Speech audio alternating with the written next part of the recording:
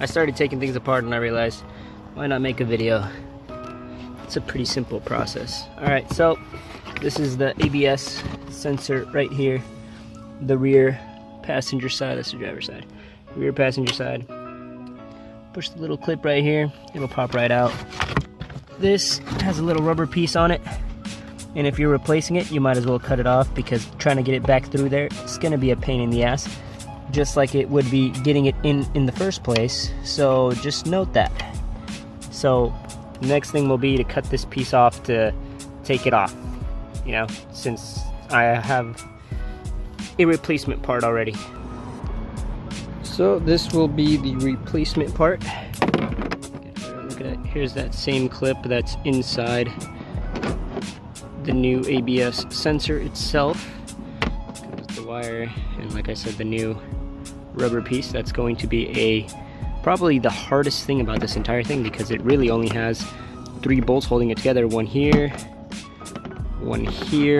and one on the thing itself, which is all underneath this wheel.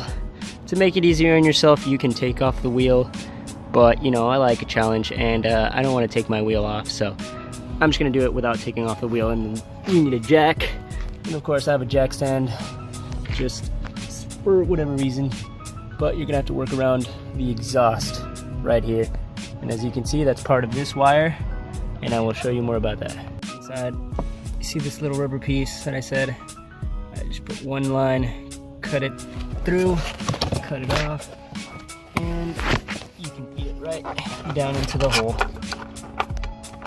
Right down in there, and then you'll see it a little bit later down under. Right, so the next bolt you'll see here, which is next to the camber, rear camber arm. Let me try to focus on that one. And it is the heat shield to the exhaust. You're going to need to take just that one off, the one that's feeding to the wire, which will be right here. Take that one off, and if you want, well, you have to technically take that one off too, so take both of these off. You see this one and that one, they're both 10 millimeters, and you don't even have to take this one off all the way, but I mean, probably better if you're putting a new one in. So like I said, you need 3 bolts. If you have a stock camber arm, which I do not, you will have another bolt on the camber arm itself. But since I don't, I kind of had it zip tied and I completely forgot, and now it's kind of over here. But as you can see, this is why I wanted it. This is why I'm getting another one. It's kind of fucked. Alright, and like I said, heat shield bolt is out. This is the next bolt you'll need. And as you can see, the rest of it is up here. So this is why you need to take the heat shield off, so you can feed the new wire in, not really necessarily so you can get the old one out. It'll make it a lot easier to feed the new one in. Yeah. So I got 2 of the 3 bolts out. The last one will be on the speed sensor itself, the ABS sensor, whatever you want to call it, which will be on the side of here, which would probably be a good idea to take off, you know, the wheel, but you know, you don't have to. This is right here.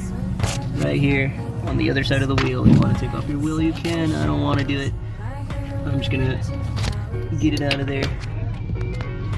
A lot easier. You will want to take off your fucking wheel, because you're not gonna be able to get that off very easily.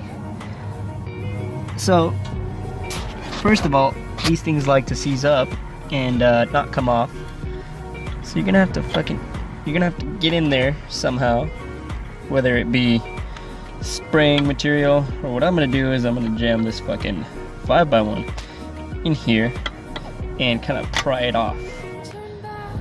And yeah, that's the only way to really get these fuckers off, because it's on there pretty good. So I'll show you once it's off. So, how to put some penetrating fluid, because not only did it not want to come off, the little plastic actually broke a little bit. It's in there, so I'm just going to let it soak up some penetrating fluid and see if I can wiggle it out. But this is probably the hardest of the taking it off part, because they get kind of brake dust in there and they start to rust, so they pretty much weld themselves to that spot.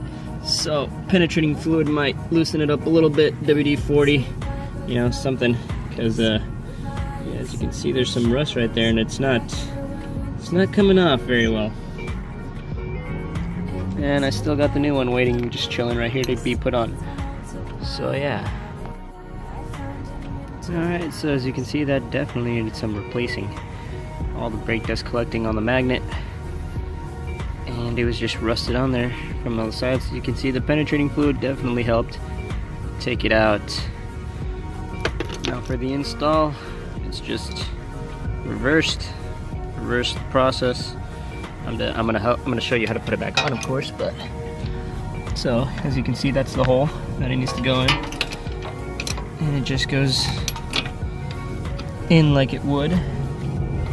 Just kind of slides in there. Well, it's hard to do with one hand, but I'm gonna try. This wire keeps getting in the way. Actually, this way.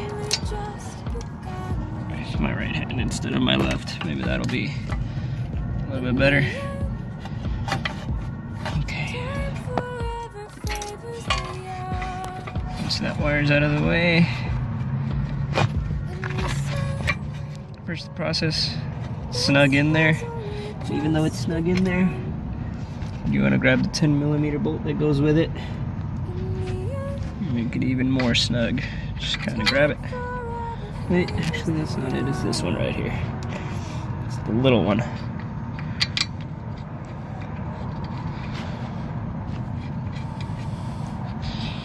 Get that. Get your 10mm. Just give it a little 1, 2. Doesn't have to be on too tight. Just be sure it's snug. Then you want to carry this cable, and if you do have the stock camber arm, I have Skunk 2, it will just go like that or like this. I forgot, but I think it went somewhere around like this, you know, just kind of on the thing. It has its own little bracket, but as you can see, Skunk 2 does not, so I'm just gonna zip tie it. So for me, I'm gonna skip that part and just head over to the last one, which I don't want to put on yet. You don't want to bolt this on until you're sure that you can get this and the rubber piece through the hole. And you can bend this down.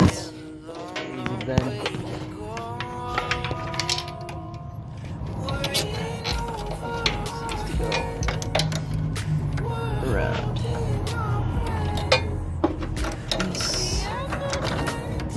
Come on, buddy. Okay.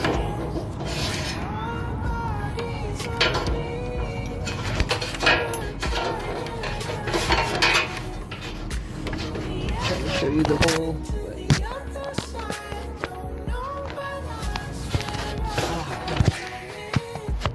There's the hole.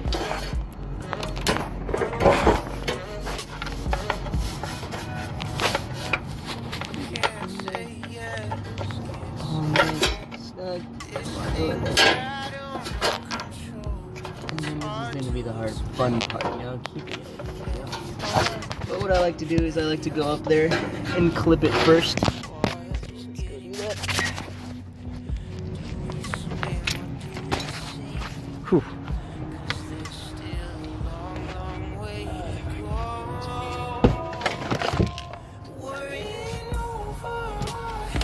Okay. It's in the hole. Around over here. Get it clipped on. And that way you at least have something holding it on for you struggling to put the little rubber piece in there, which is not going to be very fun, like I said. I kind of want to use the old one. And leave that one just chilling down there. Use the old one, shove it back in here. Call it good, because it is just for stopping water. Probably going to end up doing that. Just squeeze it through. So now it just kind of plops in there. Might want to use a screwdriver or something, because it's not going to be easy to do it by hand. But You get the point. You get the little rubber piece in there. I actually might be able to get it with your hand. Close. Yeah, good enough. Put your little plastics back, and then go back down and finish the 2 bolts that you need. So, you guys will need this bolt. Don't forget this bolt. Oh, shoot. The one that goes on the camera arm itself. And there's 2 more. One for the heat shield that, you know, is bent out of place, but it bends right back. And one for the sensor that goes right in here, you know, right there. Okay. So we are just going to pretend that this has, you know, a screw here. This screw on the sensor itself. And then the 2 screws, one that goes on the heat shield for the muffler. More or less the exhaust muffler's way back here. And the other one that goes right there, you can see it right next to the shock and spring. And right next to the camber arm. So yeah, that is how you install a rear ABS sensor. I have a video on the front too. The rear, on the other hand, are slightly different, especially the driver's side. I think it's a little bit different than this, but not too much. So this is more or less rear passenger side, but both rear. Thank you guys so much for watching. I try to make videos whenever I can, but you know, I didn't even show you guys how I put these on. I didn't put those on that long ago. These are brand new. Skunk 2, like I said, camber adjustment arms, and they pretty much adjust the camber. Since my car is on coilovers, I don't like the wheels sticking out like it is over there. Need to get in alignment. The wheels sticking out, I like fitment over, so function over form. I don't like the camber bullshit. So I got camber arms so that it would not be cambered, not to camber it more, but I can camber it more. So yeah, this is more or less where it sits right now. And to put these on, really, it's not too difficult. Not, you know, no science really behind it. There's 3 bolts. 1 bolt here, 1 bolt here, 1 nut and bolt here, and that is it. Really, that's all you got to do. And, I mean, pretty self-explanatory. Pretty much take over where the stock position is. Not really much to it, but yeah, little extra for that. And that is it for the video. I am going to zip tie this here because, you know, and yes, I need to adjust this nut to make it closer so that it won't move around. But, you know, I'm getting to that. Like I said, I didn't install them that long ago, and I haven't really been driving the car. So, yeah. Yeah, so I'm probably just gonna zip tie this, and it won't go really go anywhere. It's just so that it won't flop around down here, get tugged, or, you know, whatever. It's more or less because, you know, they made this cable way too long and they wanted to place it right here, and Skunk 2 was like, nah, fuck that, you don't need ABS in a race car, so we're just not gonna give you the option of putting a bolt there. I've seen some other camber arms that have like a screw hole right here, and if yours is like that, then just, you know, put the screw hole right there and then you're done. So that is replacing the ABS sensor for the rear. Thank you guys so much for watching, and I'll catch you guys next time.